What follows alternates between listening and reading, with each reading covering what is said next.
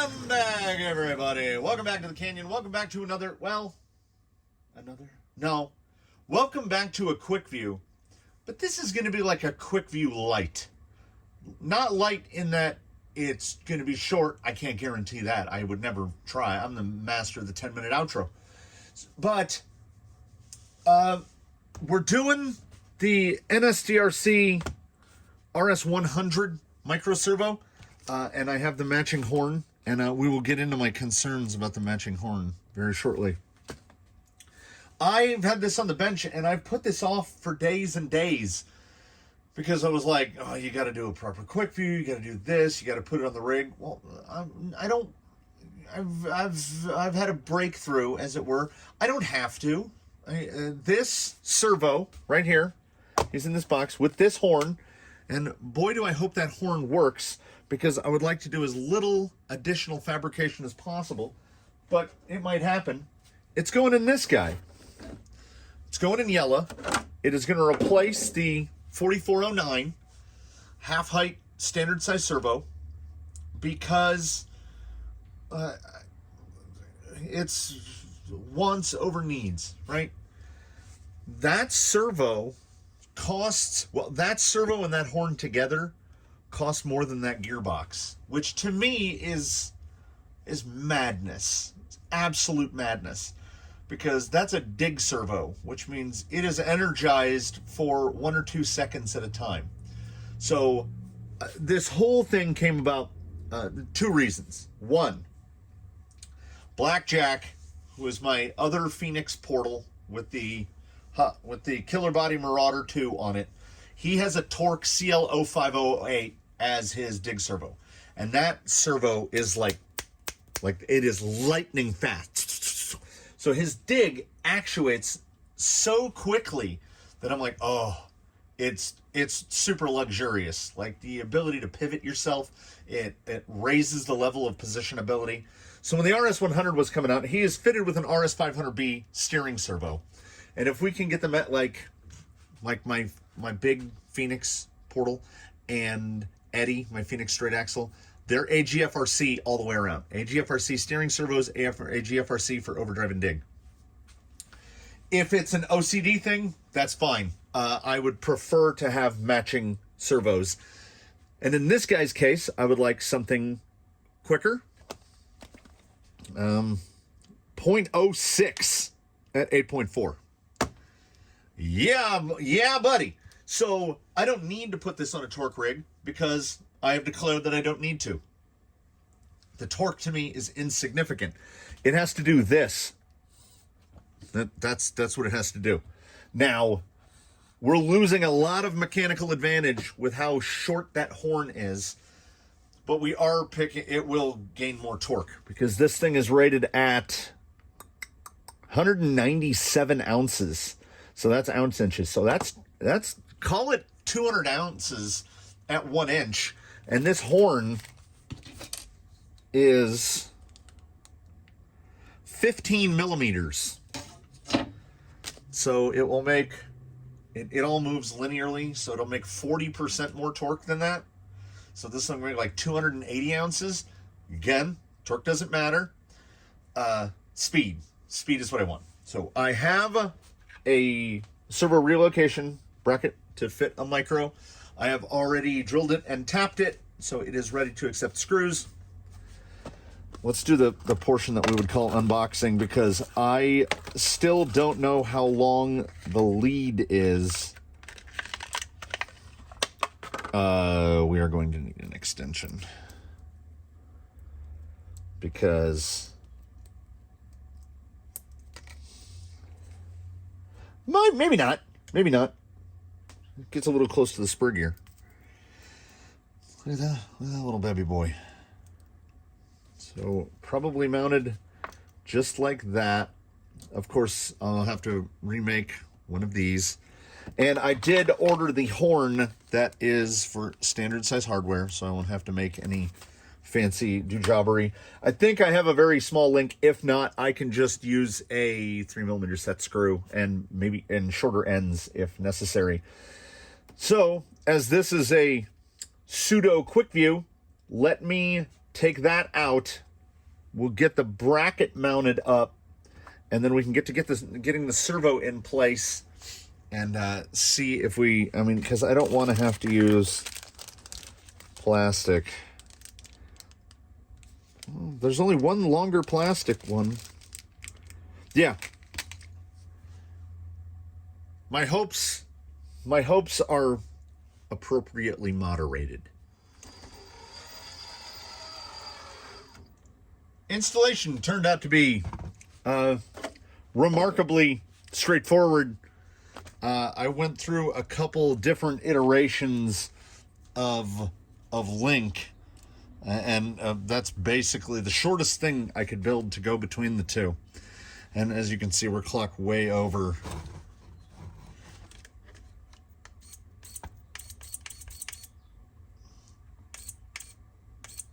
Because with the link selection when your servo horn is this short is pretty critical. The first link I tried had the way I do this, I set both endpoints to 50%. I usually clock this to about the 11 o'clock position, measure that length, build a link to go in between. And the link was a decent amount longer. This is about 25 millimeters. It was about, let's say 32 millimeters long. What would happen is when the arm would travel, the transit to there, it couldn't complete the arc that link needed. There must be there's a triangulation, right? Where the length of this and the length of this are some function of one another once you get to very short. I mean, the link I took off was like that long. So having to move a shorter distance, the servo also being faster, and it's definitely fast, all of these things help.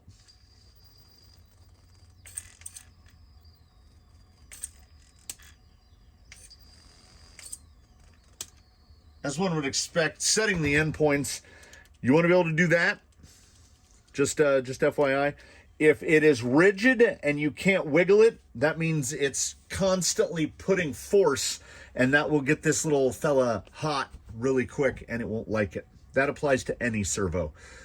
You want to be able to give it a wiggle, and then when it's at full dig, you don't want it to be like, you'll see the bracket will move slightly.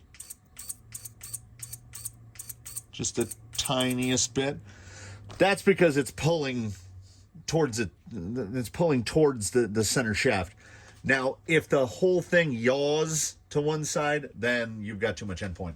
So the way I do it is I go to full dig and I just keep dialing endpoint back until I can't reliably engage dig anymore. So, I mean, and the other modification is we put our NSDRC sticker back there as we're full NSDRC. Now, I mean, it's arguably a formality, but we are going to go out and we're going to mess about, and I'm going to try to get into some lines where I would ordinarily use dig. Not that anything is coming to mind, but if nothing else, this is an excuse to go outside on a misty morning and wheel about and hope against hope for a minimal quantity of chainsaws, leaf blowers, Kevins, barking dogs, you name it. Like, let's just get some clean audio today. Let's wheel around a little on the 4S. Let's have Yella out, and we'll call it a day. Every time I think about going to something lower kV to be what I would consider more suitable for 4S use. Let me pick this up for a second. Hey, buddy.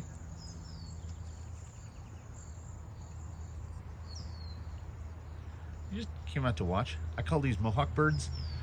There's one that has a nest right like wedged in between the house and the chimney.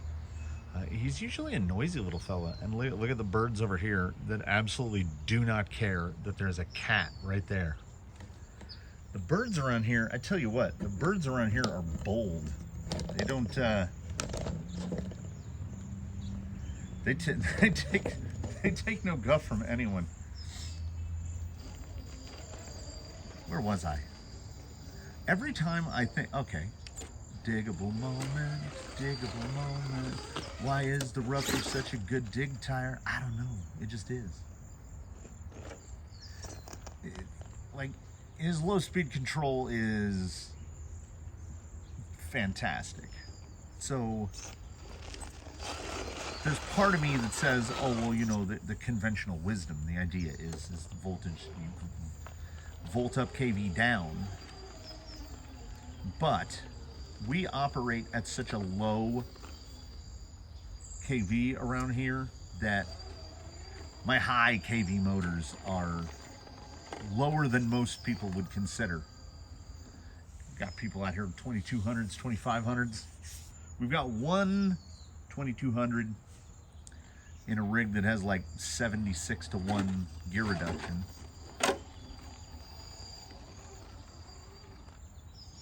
Sometimes I forget. I forget how good this guy is. Oh, I'm using so much dig right now. I had no intent. I was like, oh well, you know, we'll find somewhere we can dig a little bit.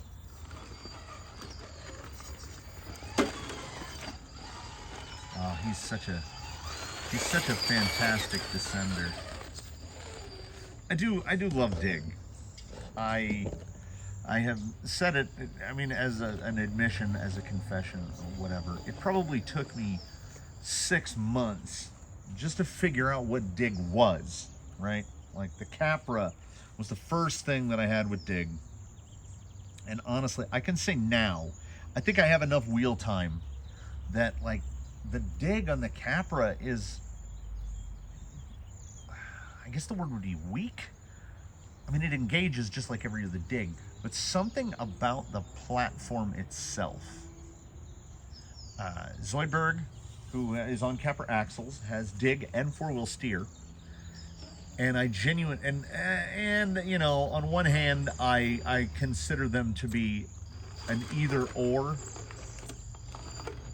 If you have a rig that has 4-wheel steer and dig, chances are pretty good that you actually just have too many servos, because you're going to use one over the other.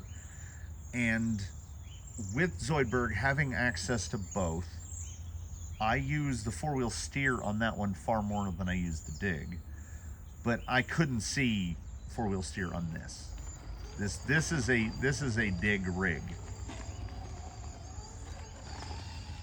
And aside from a whole, oh, his turning circle is so tight. That was no dig through there to get around. So of course I would have dig on a vehicle that can turn in his body length without dig. I think we can get up on that. For watchers of all the videos, these are indeed real. These are authentico J-Concepts ruptures, not AliExpress clones. And like I say, if someone had never driven a rupture before, those generic ones are okay. They are not these. Gotta dig it down here. The engagement is delightfully fast. It really is. Should have entered from the other angle, because that's more of a diggable side. Never really tend to use dig right on this side. Just kind of, you know, where he says that and then immediately digs.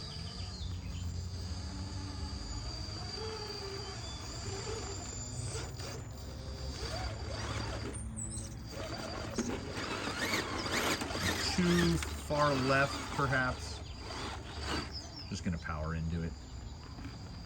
Oh, that's good pivoting.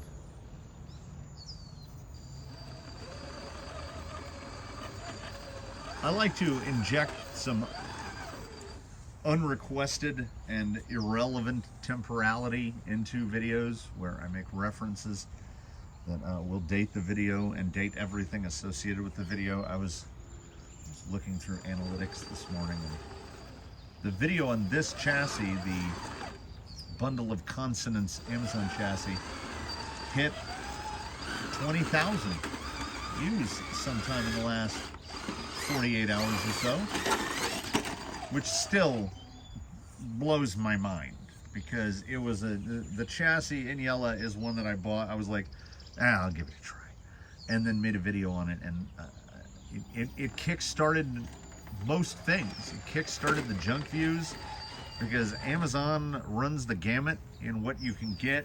You can get good stuff.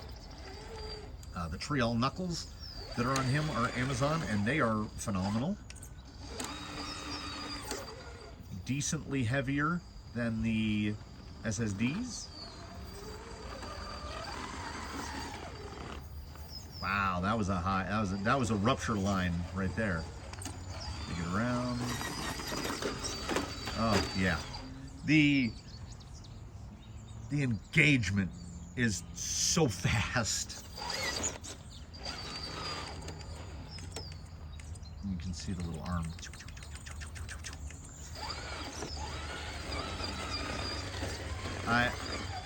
This is one of those things.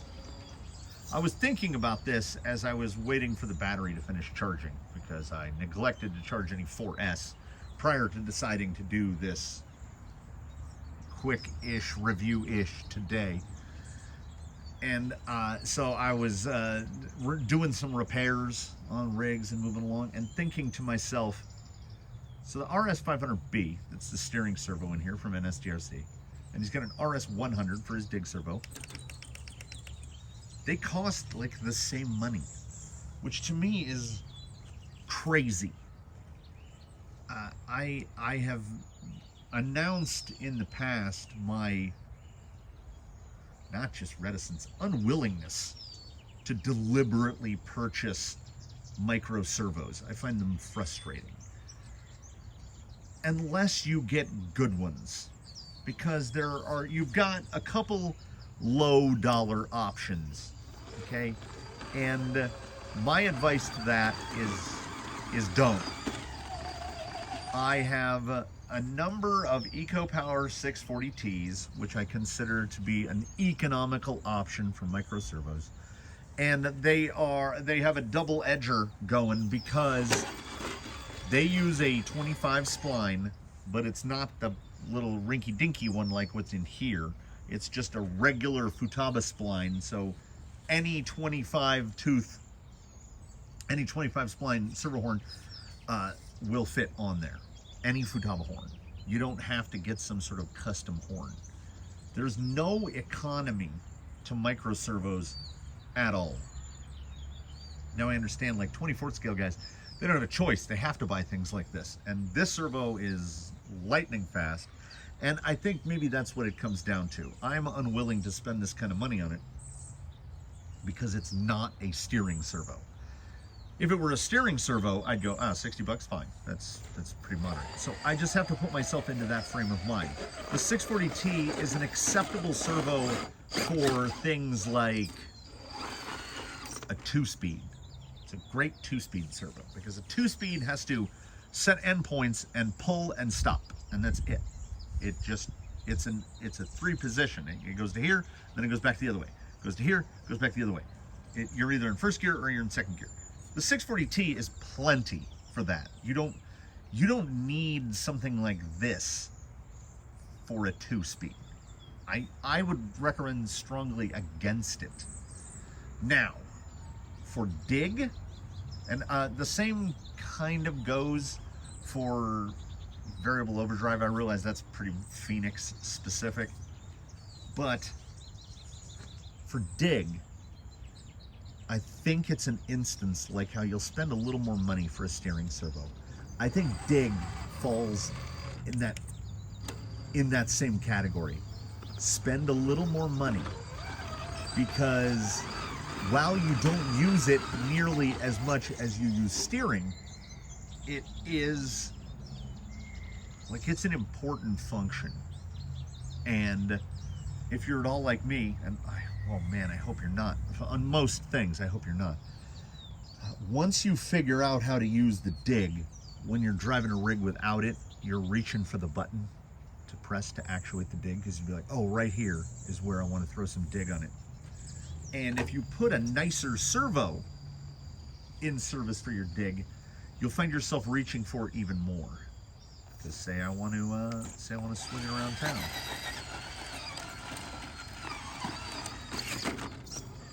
That was like 3 little dig engagements. Like, catch it, cut it, catch it, cut it.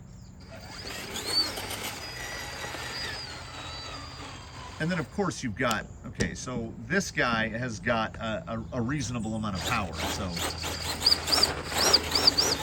I can spin a pretty tight circle, but I can also spin a really tight circle.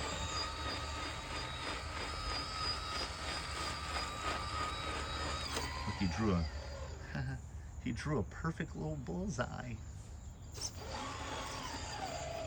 I have used a reasonable number of expensive-ish micro servos. I am a fan of the AGFRC A20 CLS. I wanted to try one of these because, as I mentioned earlier, there's a borderline OCD thing where it's nice. Matching servos is nice. The AGFRC A80 is cheaper than the NSDRC. Everything about the NSDRC fulfills that most important thing to me for a component, which is it should be invisible. It's obviously quiet, it's fast. It's as fast as I can push the button, and that is a nice place to be for a dig servo. So, do I recommend it? Well, yeah, but I think this is a servo that, I mean, if you're building up some tricked out 24th scale, I would definitely look at one of these, even though I don't do that. No micros, no minis in the Canyon. But if you're setting up a rig with dig or an Amazon dig gearbox, I realize that there's a sensation. There's an itching, burning sensation associated with spending an amount on the dig servo that costs more than the dig gearbox. But every once in a while, and thankfully it doesn't happen all the time, there are instances where spending that little bit more money is worth it. It's not a false economy. It is an actual economy, because you're spending more, but you're getting performance that is proportionate to what you're spending. I have used Power Hobby TR4s. I have used EcoPower 640Ts. And aside from those things having whatever the sensor they use to determine servo position, they're not spending a lot of money on those. That's why you can get a 3-pack of Power Hobby TR4s on AliExpress for like 40 bucks. And this servo costs 60. Because, well, this servo is wildly over-spec'd for what I'm using it for. This is a 24th scale steering servo. I got that endpoint a little fine on the dig.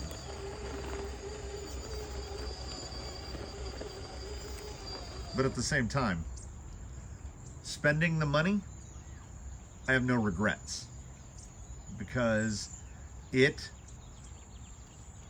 did exactly what I hoped it would do. And in the grand scheme of things, an RS500B and an RS100, the combo together, 120 bucks. I've spent way more than that on just a steering servo. An RS800 is 120 bucks. 120 or 129, one or the other. So you can get this pair for about the same money. And honestly, I have one rig, soon to be 2 rigs, outfitted with RS800 V2s. It's too much. It's too much. It's so much. And I don't mean money-wise. I mean, it's an amount of torque that I don't think you can conceivably use. I have one in Big Mean Jolly Green, and it's in the power, and I run it on 3S, and it's too much. So there's my little bit of takeaway in this quick view, which is the RS100 is, oh, come on. Oh man, that was out of frame, and it was cool too. The RS100 is an absolutely solid performer, along with the RS500 and every other servo I've tried from NSDRC. We've got a 700 in service. We've got multiple 500s. We now have a 100. It's a great little servo. I realize I'm not providing a lot of help for the small scale people, but I kind of have no regrets about that either. I can't embrace the little stuff. This is the scale, and this is what I'm sticking with. I'll go so far as to say the RS100 is Canyon certified. What a seamless, quiet, perfect little servo. It might be the perfect dig servo. Do I prefer it over the H1, the AGFRC A20 CLS? I don't know. I do in this rig, that's for sure. I learned from years of car audio. No one company makes the best everything. There was never an instance that I was going to have the same door speakers and the same subs and the same amps and the same head unit and the same processing equipment. It was never all going to be by the same company. Whenever I would see like a show car that was built around like all Sony, all Blaupunkt, all something, they spent, well, they're sponsored, so they don't care about spending thousands of dollars extra. But there are instances where like this has got a 500 and a 100, and I think they are fit. There's absolutely nothing that I would change on that vehicle as it sits. Electronically, structurally built, nothing. He is really good at so many things. And there's a little weird part of me that for whatever reason likes that his servos match.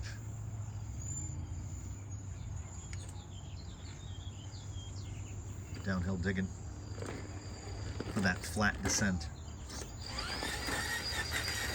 If you're not a dig person yet, get into dig. Get yourself an Amazon dig gearbox. Get yourself an RS100. Give it a whirl. It's just, it's a really useful tool. It really is. Well, our NSDRC RS100 is a really good little micro servo. Do I wish it was $10 cheaper? Well, no, I wish it was $30 cheaper, but I understand the realities of the world. I have no regrets about buying a $60 micro servo to run dig, because I like dig. Thanks for stopping by, everybody. I can talk at length about anything and nothing all at the same time.